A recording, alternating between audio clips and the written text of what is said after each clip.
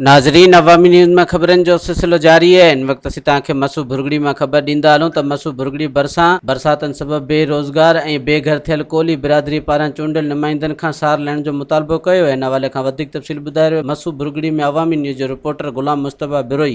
असीं इन वक़्तु बीठल आहियूं مسوڀرڳڙي ڀرسان। हिते क़ौली बिरादरी जा जेके आहिनि कुझु घर आहिनि जेके बरसाति सबबु हिननि जा घर वग़ैरह डही पिया आहिनि। सो असीं उते बीठल आहियूं। गुज़रियल 2-3 ॾींहंनि खां इहे आहिनि मज़दूर पोरियत डेली कमाइण डेली खाइण वारा माण्हू। हिननि जा घर बरसाति सबबु डही पट पवण करे अचो त हिननि सां अवामी आवाज़ न्यूज़ पारां ॻाल्हि ॿोल कयूं था त हिननि खे बेरोज़गार वेठा आहियूं, असांजी मदद करियो। ऐं असांजो घर सफ़ा डही पिया आहिनि, न को चांहि न को अटो न को छा, ॿार बच्चा सभु बुख ते वेठा आहिनि। ऐं असां सफ़ा तिड़के ते वेठा आहियूं, न को जॻहि न को छा, न को विछाणो न को छा, रलियूं ॿलियूं कोन्हे।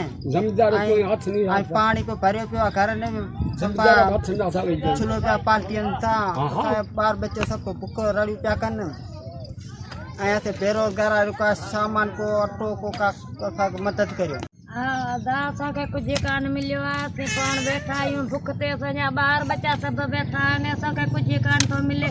असीं रोज़ कमायूं, रोज़ वठो किलो खाई, असांखे कुझु कान थो मिले।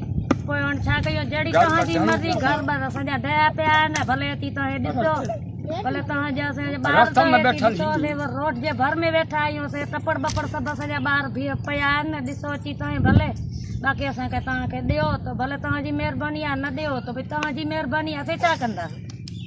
खे अर्ज़ु था कयूं त असां ग़रीब आहियूं, असांजा घर डही पिया आहिनि। रोज़ कमायूं ऐं रोज़ खाऊं, घर डही पिया आहिनि।